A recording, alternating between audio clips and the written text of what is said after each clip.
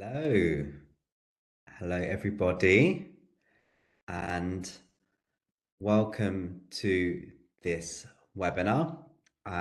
It's lovely to see you all, and there'll be plenty of people coming in and joining right now from wherever you are in the world. I am Shafi Musaddiq, the news editor for Alliance Magazine.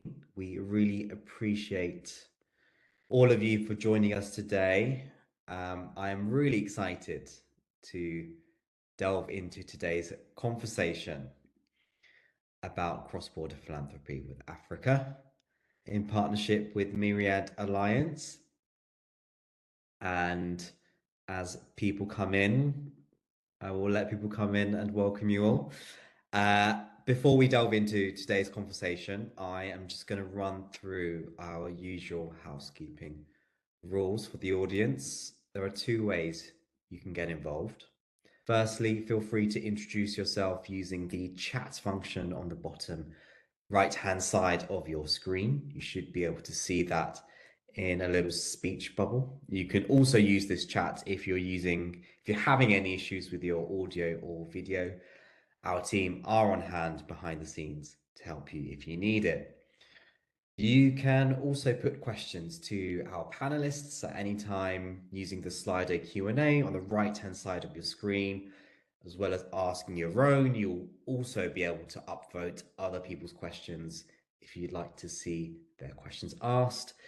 I'll be keeping an eye on that throughout the webinar, and towards the end, we'll put your questions to our panelists. Finally, should you wish to do so, on the bottom left-hand side of your screen, you'll see a CC button. This allows for closed captioning in English and several other languages. We encourage you to use this if needed. So, to our discussion today. To say it's important is an understatement, as traditional funding sources from governments and international institutions become increasingly constrained. Private philanthropy is being called upon to fill some of the gap. In Africa, where international aid development has traditionally been critical to the work of local charities and social enterprises, the question arises: how can philanthropic resources be effectively mobilized to meet the needs and ensure the continued success of innovative programs? Our two panelists today will help us navigate that critical question and maybe even offer up some solutions that we could all take with us. Our panelists today are Kadi Silla. She is Myriad's USA Director, overseeing partnerships with African and Middle Eastern nonprofits and donor relations, network building, and programs. She's dedicated her career to Africa's social sector. Kadi's prior experience also includes working with public and private institutions such as USAID, Open Society Foundation, and the UK's Department for International Development.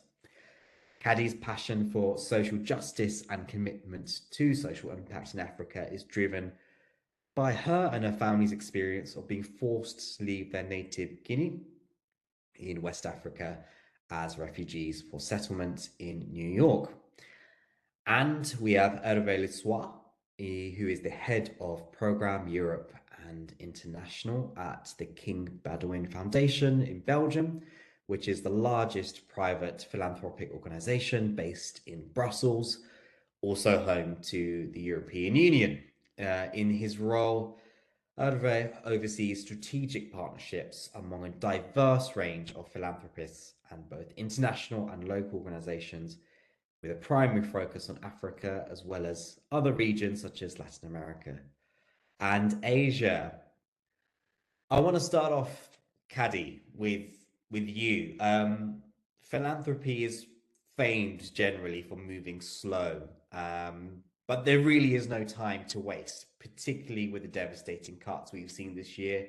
USAID has taken the headlines, but in reality, we're seeing development aid budget cuts from across the Western world, the UK, the Netherlands, Sweden, even countries that don't get the spotlight, such as Austria. So I want to start with maybe a sense of hope. What are some of the cross-border giving innovations that you're seeing in response to those cuts this year? Yeah. Well, thank you, Shafi, and thank you, the Alliance Magazine, for having us on today. And certainly thank you to our audience for being here with us. Um, I want to underscore the fact that the changes that are happening right now in global philanthropy overall, and certainly when it comes to USAID cuts, were have been flagged before by many of the African nonprofits that we work with. This issue around dependency and the need to invest in localizations to make sure that those that are proximate to the issues that they're addressing are getting the needed resources to make sure that programming is implemented effectively and quickly. And so that's been going on for decades at this point. And so in response to all the different changes that Shafi has just mentioned, Mirror USA partnered with some of those local leaders to figure out what can be done in continuing to mobilize resources as effectively as we've been doing for the past 2 decades and so. And as of May this year, we launched the Proximity Fund the Proximate Fund, I should say, not Proximity Fund, the Proximate Fund in collaboration with the African Development Solutions, otherwise called ADESO, which is based in Kenya. And Digan Ali, who is the founder and co-founder and executive director of ADESO, have been a fierce advocate to push for localization for the past 20 plus years. So the Proximate Fund is just an accumulation of that vision. And it is coincidentally came at a time when global development aid was retracting or sort of removing itself from its commitment to supporting Africa through aid. So that's one way that we've been responding to this. To date, the Proximate Fund, I keep saying proximity, the Proximate Fund has raised about $7 million, and there is more that they're working on. And this is through the support and generosity of many donors in the United States and beyond, actually, who have already decided to move on to support these initiatives decades ago. And so it's simply a continuation of that. In addition to that, we also partner with the African Diaspora Network, which is based in Silicon Valley, to create a diaspora fund that enables individual diasporas such as myself to contribute to this fund. And request is for each individual to contribute $500 a year, which really boils down to like $42 a month. I put my credit card down every month, $42 is taking out to accumulate to $500. And we're doing this at scale so that anyone anywhere who has an affinity for Africa, calls Africa home, or is a person of African descent, or frankly, a friend of Africa, you don't have to come from Africa, has an ability to do something about making sure that resources are moved in the right direction. So those are some of the initiatives that we are developing, and we're exploring other ways to tap into resource mobilization to support locally led solutions in Africa. I'll stop there. Thank you, Caddy. There's so many topics there, including diaspora funding, which we're going to delve into a little bit. But first, before that, I want to come to Hervé in Europe, where Hervé, I think you're of the belief that philanthropy role is to continue to attract new funders who are the most resistant to Africa. How do you go about that? And could you maybe tell us some of the reasons of that resistance? I would thank you. Sorry, nice to have you. Good afternoon, bon après-midi, and thank you for having me with you. Yes, you're right. I mean, definitely there is some resistance from funders. I don't have statistics, but we know that we have to offer different kind of tools to a little bit, sorry for the words, but de-risk the way of some funders still looking at African organizations. So we have to adapt ourselves, and maybe just to jump into the question you asked to Caddy, for us, these funding cuts and constraints was actually a good,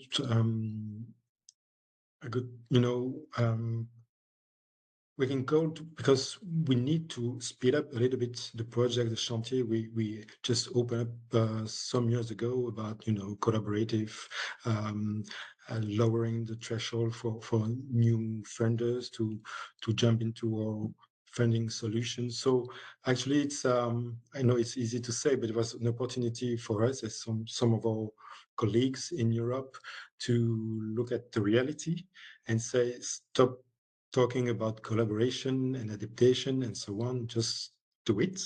And I think we have now room and avenue, including with some US-based partners, by the way. It's not a European game.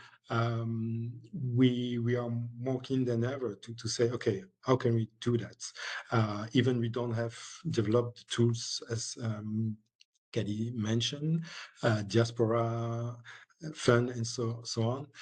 We want to, we know that we need to, and I think it's not so far from the the matching tools to get more, to attract more funders, including the corporate ones, because the big growth we saw in with KBF, it's good news, but it's come main of the time from the corporates, and with corporates we still have we need a new dialogue with them, just to little bit shift to more locally led, more untraditional ways of funding. And that's the beauty of the moment, because I think everybody can agree that we need to change, we need to adapt. So I'm quite optimistic. But actually, we as Europe-based funders, we have to work. It's still a job on tape. So I will mention a bit later some collaborative funds will finally come out. And I think, this time of uncertainty and constraint will help us action. Caddy, I saw you smiling when Hervé mentioned the word collaboration. Just do it.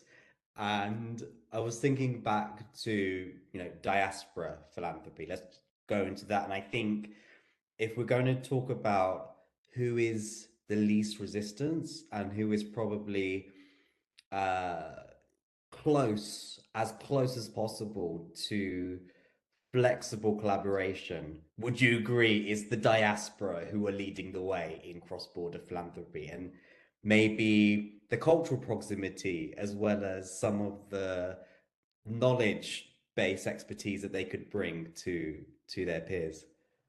I'm sure. I'm so sorry to disappoint you, Shafi, and our audience members. Unfortunately, no.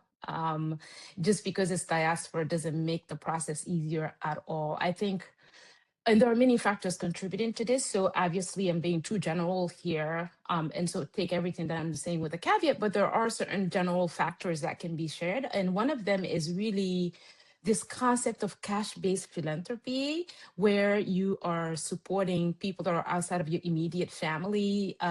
For instance, in the context of diaspora, and certainly the African diaspora, remittances is something that's a no-brainer. Everybody knows that. When you are overseas, you tend to send money to your families, your relatives, cousins, and sometimes even your village. And I do it myself. But the ability to go beyond that, speaking of cross-border philanthropy, is something that is very inimical in a way to diaspora giving, because it's very difficult for individuals in the diaspora to support initiatives that are outside of their hometown. And so one of the key things that we're actually addressing through the African Diaspora Innovation Fund, one of the barriers that we want to remove is precisely that. How do we leverage our collaborative mechanisms, collaborative action, to think of Africa investment as beneficial to all of us? If I'm able to support innovations in Nigeria because they're implementing program at scale and there is real impact, I should be able to do that. Nothing should stop me from doing it. So we are working on moving resources collectively, but we're also working on demystifying philanthropy for individual diasporas. So that's the first thing that we have to overcome. The second one too is the record that global philanthropy has had in Africa, right? Like, let's be real. A lot of the international development funding in Africa has been tied to conditions. especially when you think about the geopolitical effect of that, right? Like USAID, sure, supported many social programs, but there were also many conditions attached to that called soft power.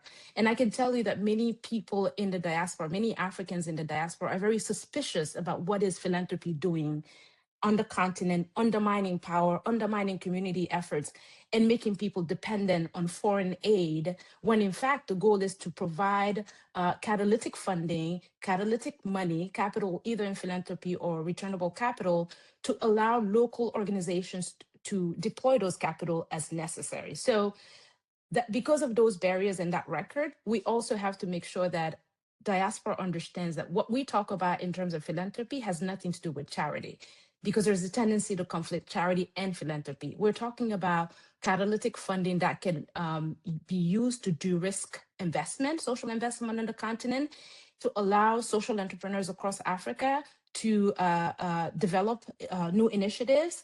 And once those prove scalable, other forms of capital can come in. All of that to say that it's not easy. It hasn't been easy to convince diaspora to engage. We're still campaigning, and we're still fundraising actively, because we don't want to take it for granted that just because you come from Africa or you're proximate, then easily you give money. That hasn't been my experience at all. But people are listening, which is great. People are trying to figure out what makes this different from other forms of philanthropy that we've seen before, and how do we make sure that transparency, accountability are part of that mechanism. And that's what Myriad USA, and frankly, the broader Myriad Alliance is aiming to accomplish.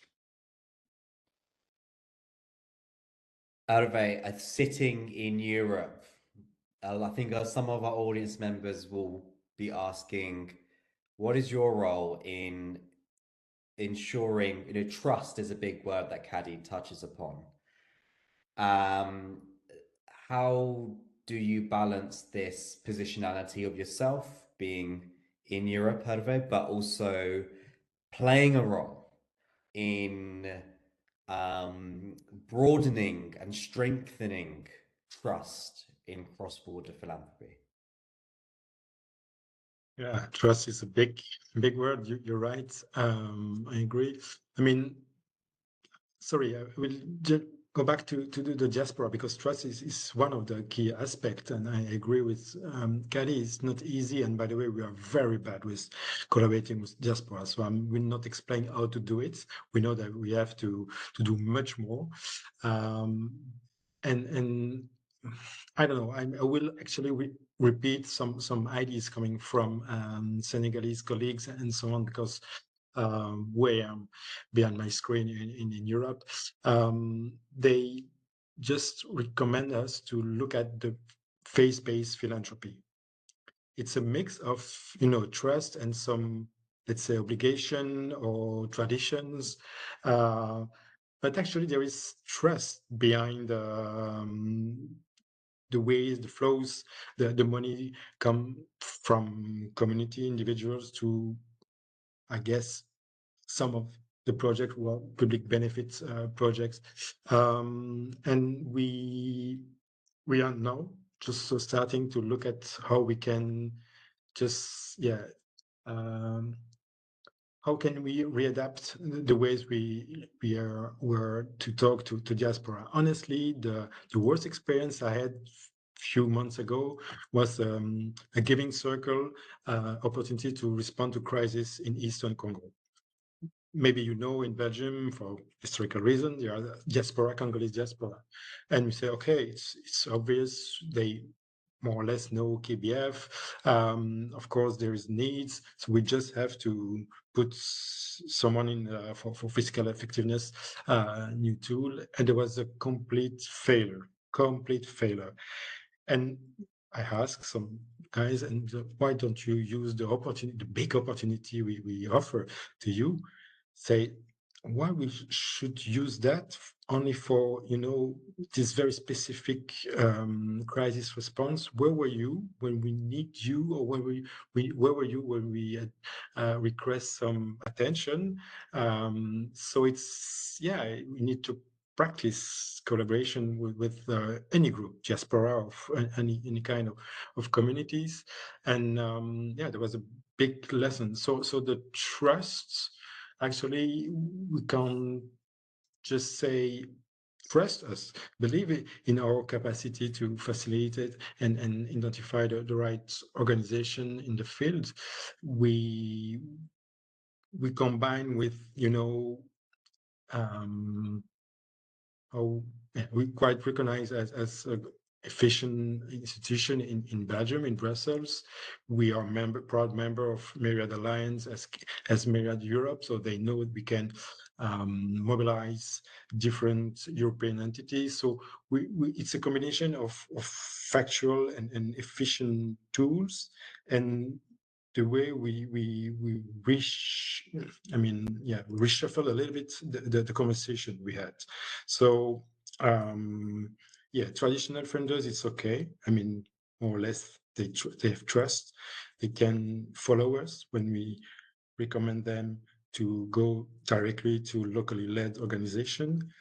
But there's so many audiences, communities we need to listen to much better than we did, and to accept we need time. Of course, now we have to speed up a little bit, but we really on the new, as I said to my team, we will open a new chapter for different reasons. After we now engaging with Africa over 15 years, I think there was a nice early stage enterprise, and now we have to move with more structure, and I don't know how to say, another way to look at our stakeholders and adapt the tools we have. Thanks to Myriad, thanks to the trust we have, we get from some traditional funders, and to attract new audiences, new generations, SMEs who come to us and say, how can we collaborate? How can we set up a fund within KBF? And that's quite new and quite interesting. If I may add to what Hervé just said, Shafi, a little bit of nuance there as well. Africa is not a monolith. 50 countries at least. Nigeria alone will blow your mind away, the level of diversity that exists. And I think that's a challenge, right? Like, I agree with Hervé, we are engaging continuously with the diaspora, with the relevant community members and stakeholders. But like, even with that, you will still run into the challenges of diversity. It's an asset, but how do we use it effectively so that all these different stakeholders that have something to do and something to say about Africa are seen and engaged effectively? So that's one challenge that I want to add there. The other two is the understanding that if we look at the broader Black diaspora, which is much bigger than the continent itself, African Americans, Afro-Brazilians, Latin Americans who are of African descent. So how do you navigate all these different stakeholders to ensure that the development of Africans and those in the diaspora is relevant for them? So we're going at it by stages, learning. I'm plugged in so many different networks, whether that's the Caribbean networks, because there are people of African descent there, the Latin American network, African descent. It's so many different networks. And the goal is to make sure that we're learning as we go and then figuring out how to adjust our solutions based on the needs that we come across. So I couldn't agree with Hervé more on that. You raised some really interesting points, because often in philanthropy, we are really quick to ask for solutions. But actually, some of the solutions are a slow process. They come from dialogue within diasporas, even between, two different diasporas, rather than diaspora to, a West African country, for example. Like, there are multiple conversations going on at the same time. And also the way, we talk about language, Kadi. I think you're speaking about something really fundamental within our industry, within our sector, which is the way we view African diversity is, would you say that it's still not developed in the way we talk about even US or European diversity within the sector? Yeah, I think the issue with the global philanthropy when it comes to Africa is less around language, in the sense, not necessarily in the sense of how many languages, but language around narrative. Africa has been seen as dependent, poverty-stricken, war-stricken, you name it. It's been dangerous. And that's precisely why many diaspora and philanthropists don't want to engage, because we're not charity. We're not anyone's charity. We're capable people. We're resilient people. We are people from a continent that has been used for so many different reasons. And somehow we're still here.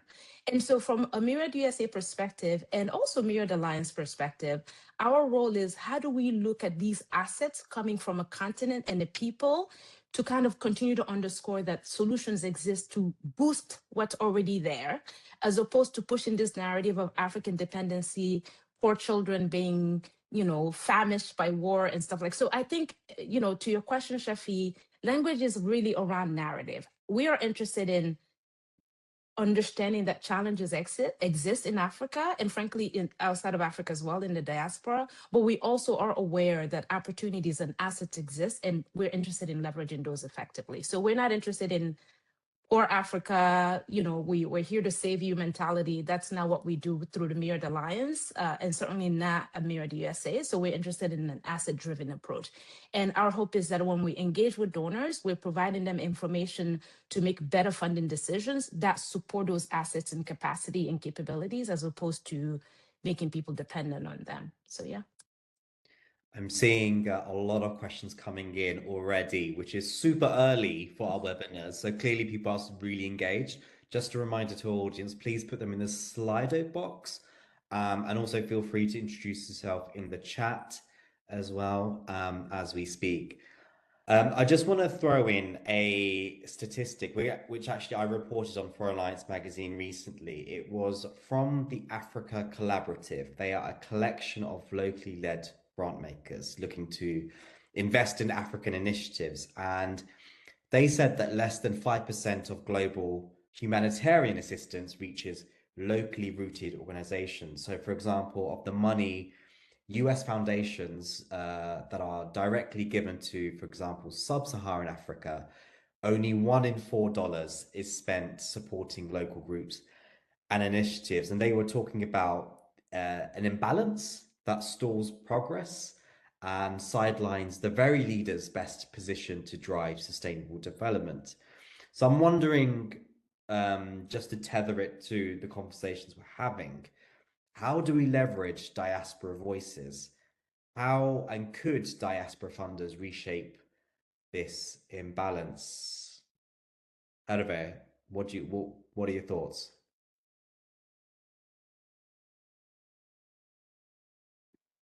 Oh, you're on mute, Hervé. It's okay. It happens all the time still. Sorry. Just I said I mentioned earlier that we at KBF we were very bad in collaboration with diaspora, but on this locally led and African led organizations focus. Honestly, we that was the one of the two guiding principles we set up when we started to engage with Africa, or almost in the beginning of our engagement. So we are quite confident now to express and to testimony to our funders that yes, by the way, we need to, but it's not a question of moral duty or so on. It works because it's make a huge difference. So still we are donor-driven organization, we are a grant making organization. So if a more traditional funder, philanthropists come to us and say, I want to support this big organization, international European-based organization, still okay.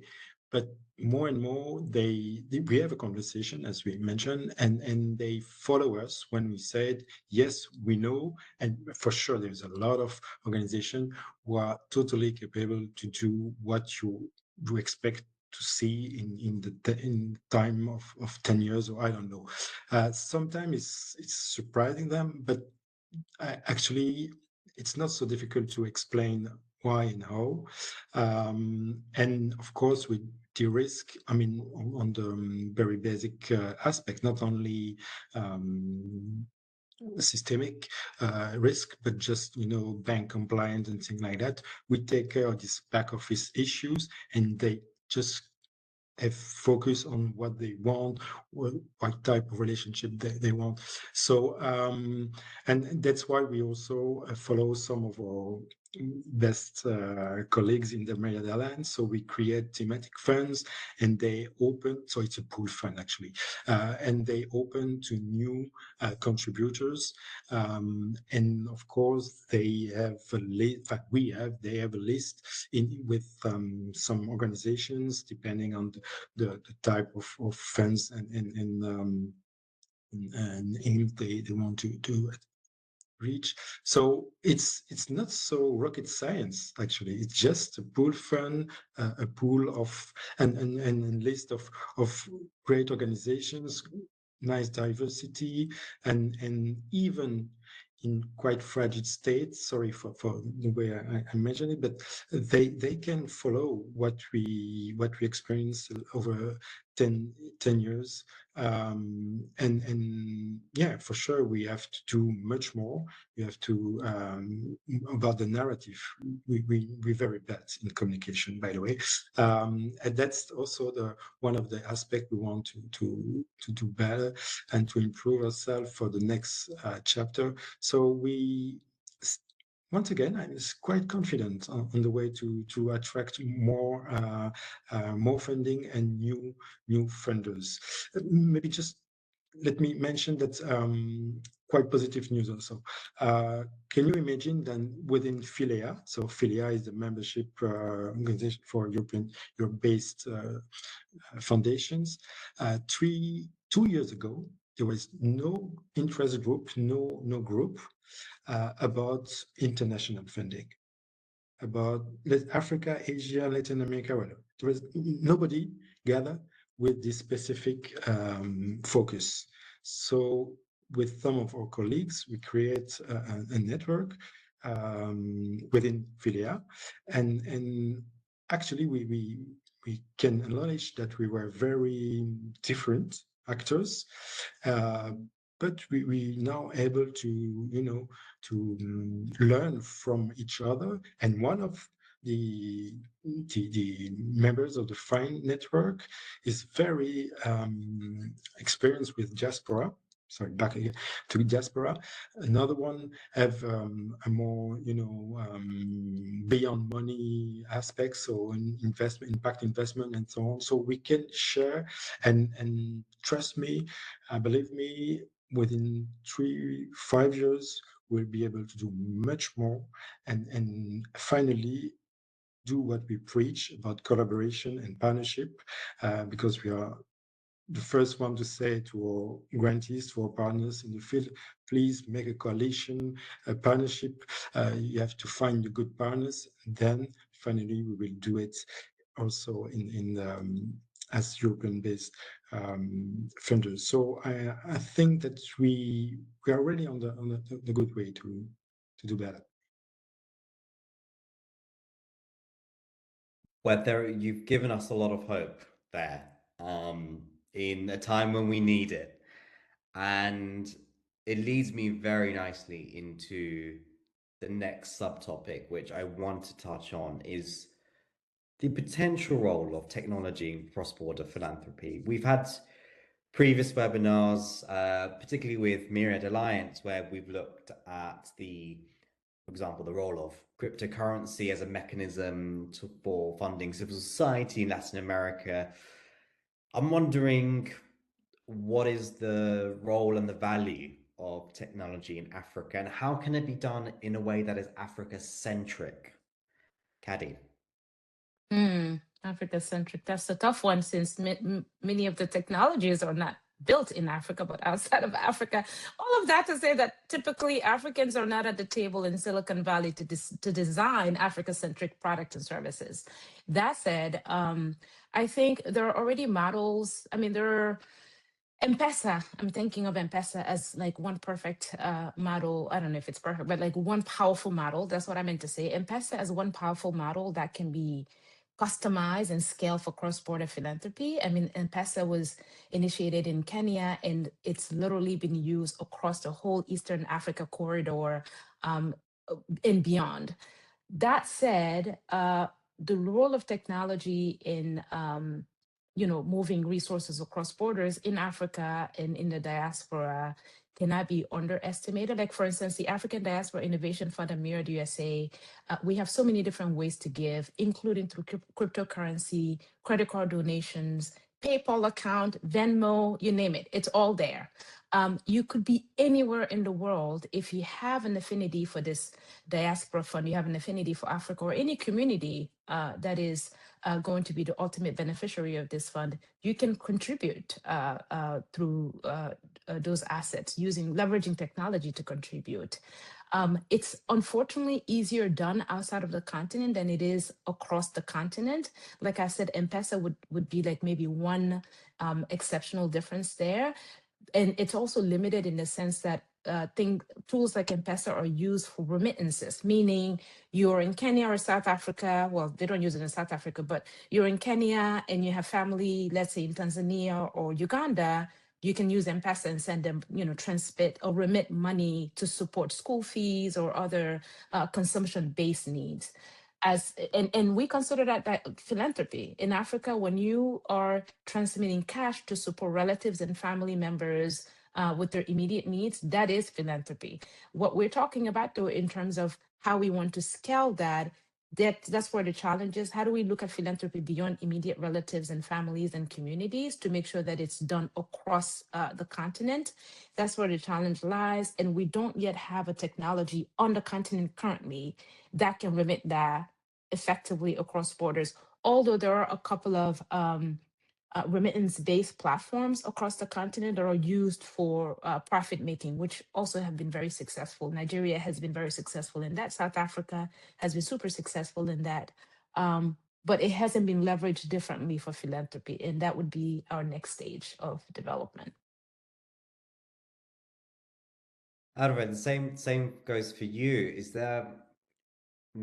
Are there any successful case studies that you're seeing where technology is being used, maybe let's think of very hyper local level? Often we think of continental level solutions or even regional levels, but let's talk very hyper locally.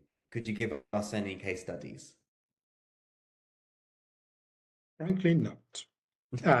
Maybe because we are, I don't know, not so tech savvy at KBF. I don't know. We don't accept cryptocurrency donations, for example. So actually, yes, we are driven by technology coming from our partners in Africa. They sometimes they would like to use more peer-to-peer donation system and so on, and say, okay, let's do it. But actually, we cannot just plug it with our system. So maybe because we are Belgium, I don't know, but there is some reluctance in some adoption of technology. I would say at all level. I'm not talking about all European-based funders, of course. But I do believe that technology for this cross-border issue is key, of course. And honestly, regarding African cross-border technology to Africa, I think some solution will come from our partners. They are more responding to new technology. So they challenge us every day, every time. And because we are the number uno in Belgium, as you said, maybe quite it's not so easy to follow the path, but I'm pretty sure we will see the right tool, not the magic tool, but the right tool, and then we will adopt it. But I'm not myself, I want to be honest with you, I'm not really connected with all happening now in even in Congo, even in Maghreb and so on. So, but I just listening, and pretty soon, I guess, we will find a good connectors between us. You both raise actually specific countries within this discussion, and there are some incredibly important polycrises that we're seeing across the continent.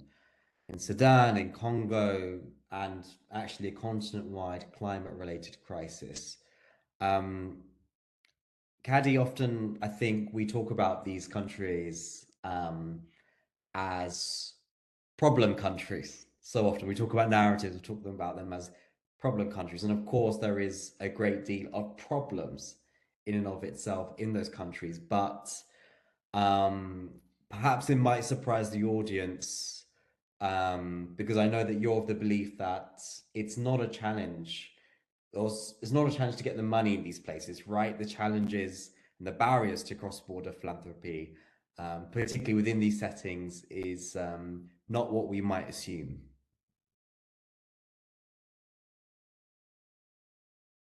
Caddy, that's for you. Yeah. No, I couldn't agree more.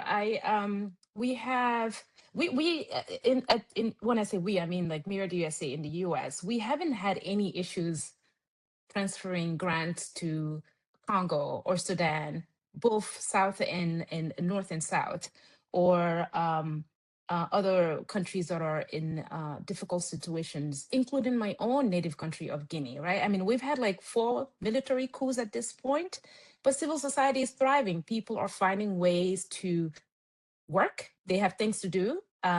Nobody, I'm sorry to say, but nobody has time to be like dwelling on what these politicians can and cannot do. Community-based organizations have problems in front of them. They are solving them every single day. And Mirror DSA, and frankly, the Mirror Alliance overall, because Harvey is also very much involved in this work, is figuring out how do we move resources effectively, cost effectively, particularly, especially when you think about the fees that some of the local banks do charge when supply is limited. And so for us, the issue is working with the needs of our partners on the ground and sometimes even pivoting if necessary. So for instance, if there are some issues with the central bank in Sudan. We have a couple of partners right now that are providing humanitarian services in Sudan because of the crisis that's been going on. But if they're running into issues accepting grants in their local banks, Kenya is next door, will pivot. They will create funds in Kenya in order to make sure that they have access to cash and to provide the services that people need. It's similar in Congo. When there are issues, electricity issues, access to banking issues, we're trying to figure out how do we move across our networks on the continent to ensure that frontline community workers have the resources necessary to keep moving on. All of that to say that from our perspective, all these barriers are often perceived. We don't experience them, we don't see them. We find solutions. That's been our mantra from the beginning. But yeah, Hervé can certainly add to that from a European point of view. No, I mean, I agree. I agree. And because you mentioned solution problem country, and we mentioned Congo, and I'm more familiar with Congo than other countries, they name themselves now as solution country for climate, issue, because the Congo Basin is the second largest forest basins, and so they try also to position themselves as a solution. Of course, it's about political narrative and so on. So of course we have to deal with that, but they help us because we need to change a little bit the narrative, including in my staff, in my colleagues, and myself. I mean, I'm full of BS and a prioris and so on. I'm not outside the world. So, but it's very important as when some of narratives comes from Africa itself, and just of course they still demand help or whatever, but with their own solution, or they request to at least use what they are now developing. And for us it's easy to say, okay, look at some national plan and so on. And if you just move a little bit to civil societies, they are also in the making of new, I would say, national strategy or coalition or consortium, and that's very helpful for discussion with the funders here. So Yes, the barriers are there, and for example, we need to have our own bank account in Congo to not to be a little bit to stuck with a bank in Brussels, but it's done, and then we can deploy the solutions we have. We can do it. We can't do that for all 54 countries in Africa, of course, but there is also, if you look at the bank aspect, and it's very key, there's some Pan-African bank group. So we used one of them, I will not name it, but from the entity in Paris or Brussels, you can use it to transfer more or less efficiently your donations or your grants to local organizations. So there's different solutions, and that's our job to find them and to offer them to the funders. Not only funders, because maybe we'll mention a little bit later, but you know that Myriad Alliance is also offering solutions for non-profit organizations to foster their fundraising in Europe or in USA or in Canada or whatever. So we use not only to make life easier for funders, for Europe-based donors, it's also at the end for the benefit of the non-profit organization, because they can use us for their own fundraising with the bank facility we can offer. So yeah, once again, it's not still yet. We have our challenges within Myriad Alliance, of course, but more and more solutions occur, and we take them and we apply them. It's intriguing to hear where the barriers are, and also tying it back to narratives. I mean, in Europe, where the single market has existed for a long, long time, there still remains major barriers here for cross-border philanthropy. There's a lack of legal recognition for foundations. There's still restrictions on foreign funding. I'm wondering if we could go slightly big picture here, and you guys have already touched on this, but for Africa, maybe a single market for philanthropy is we're still not in that kind of discussion yet, but what are the continental wide barriers? And you guys have already touched upon this, but what else is holding back cross-border philanthropy within the region as well as global into Africa cross-border philanthropy? Caddy. Um, wow. So with all with all the challenges that Africa faces as a continent, I think cross-border philanthropy is like, okay, yeah, we'll get there when we get there. Africa doesn't have a single market. I mean, we don't. There's no mechanism to. So okay, just let me be practical here. If you're coming from South Africa to go to Nigeria, your visa process will make you feel like you're coming from space. Okay. Like we don't even communicate to one another at that level, where people, before we think about resources, people do not move freely around the continent. If you're going to, unless you're from a certain block, like, so for instance, countries in the Eastern Bloc can travel visa free.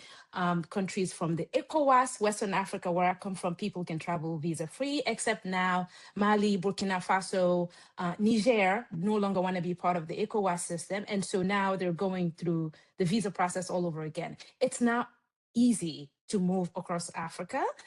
If you have to do it, you need to go through Europe and then come back. And I can attest to this because when I was in in Egypt last year, going to South Africa from Cairo, I had to go through Amsterdam and then end up in Johannesburg. It took me closer to 24 hours to get there. It doesn't make any sense. So before we even get into cross-border philanthropy, let's talk about how people move across the continent. It's impossible.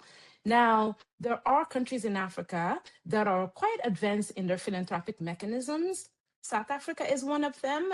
They have community foundations, and they have an internal revenue service called the South African Revenue Service. I think it's called SARS, which enables local philanthropy to take off, and they're very successful at it.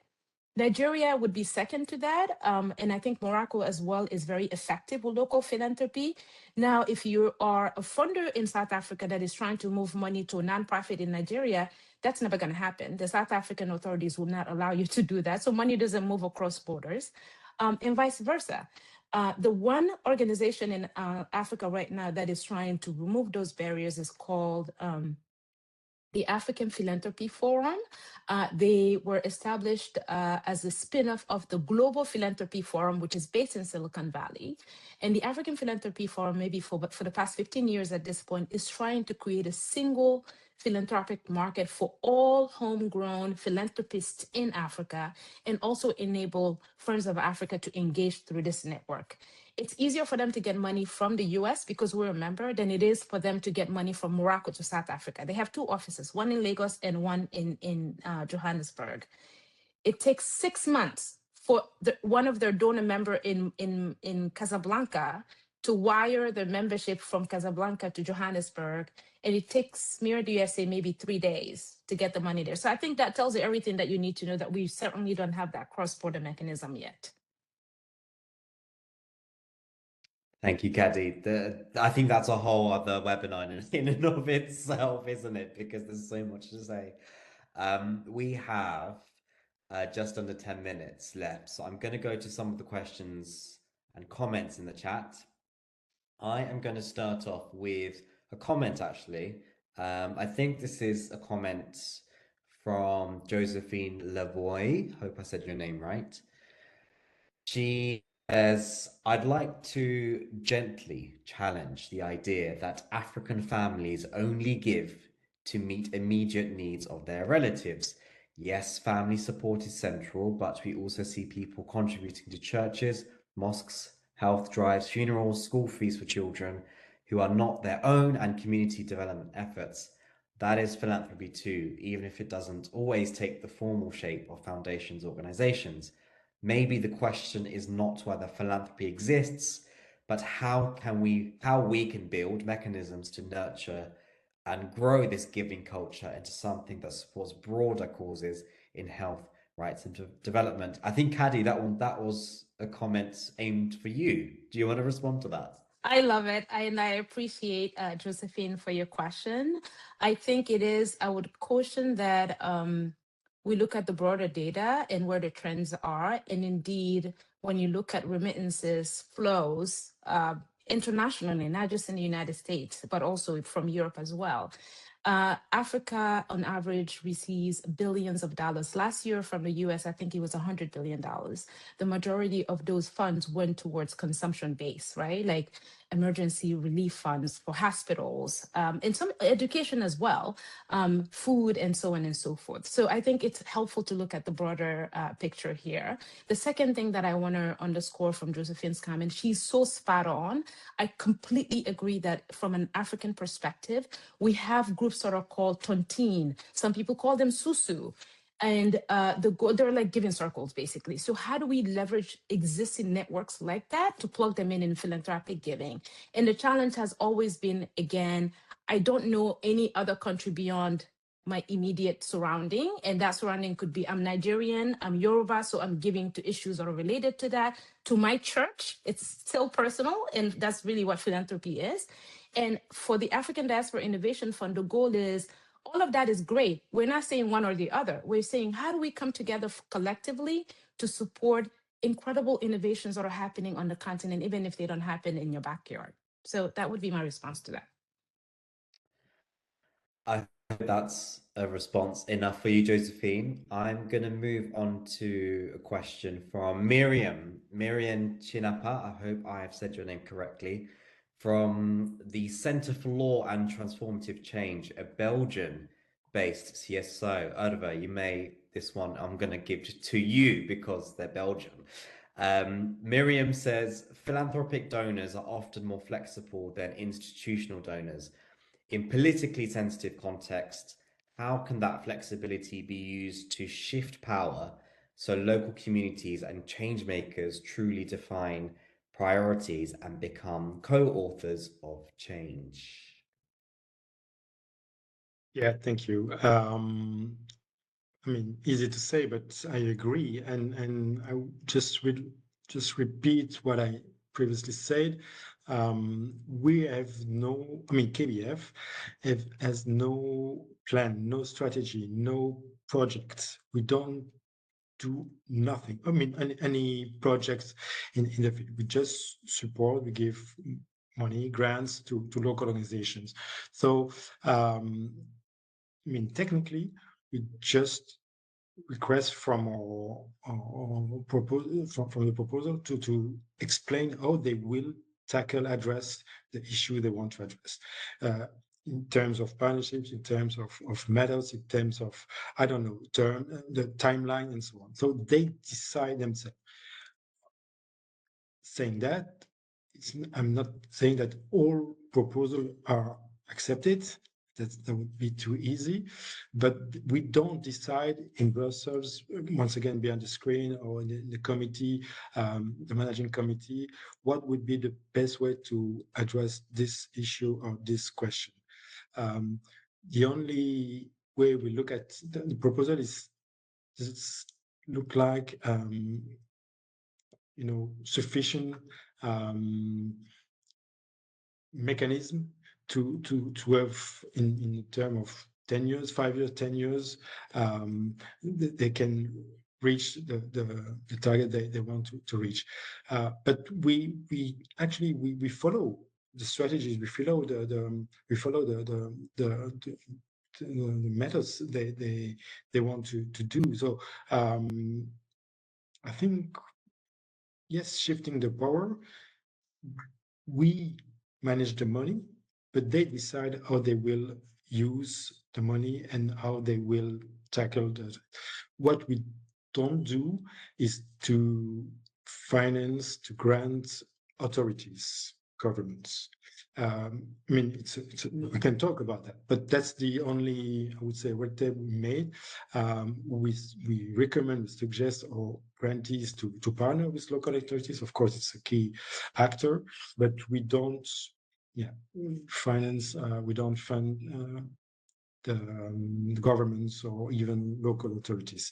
That's the only no-go we can act. So I think KBF is more or less in the same way that Josephine suggests to us. It's open to discuss about that. So yeah.